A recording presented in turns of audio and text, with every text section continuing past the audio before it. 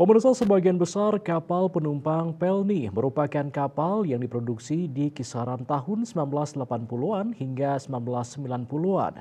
Hanya satu kapal penumpang yang tergolong muda diproduksi tahun 2008, yaitu KM Gunung Dempo.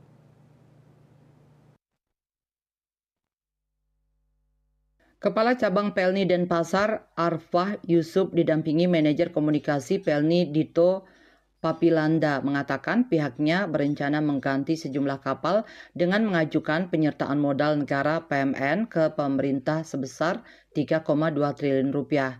Kebutuhan kapal sekarang adalah yang tipe 1000 PEX dengan harga 1,5 triliun rupiah.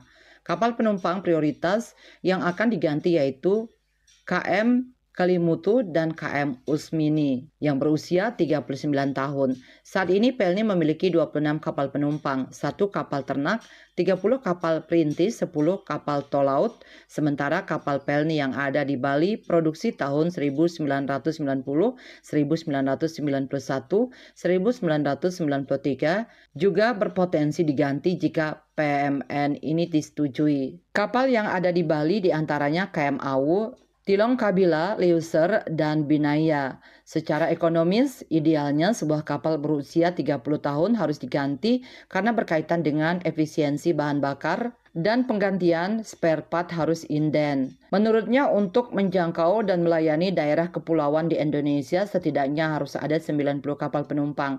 Namun saat ini baru ada 26 kapal penumpang.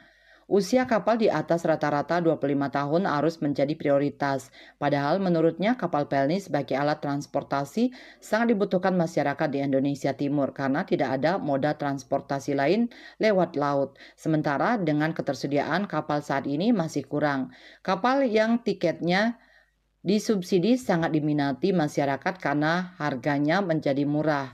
Cita Maya Bali Pos melaporkan.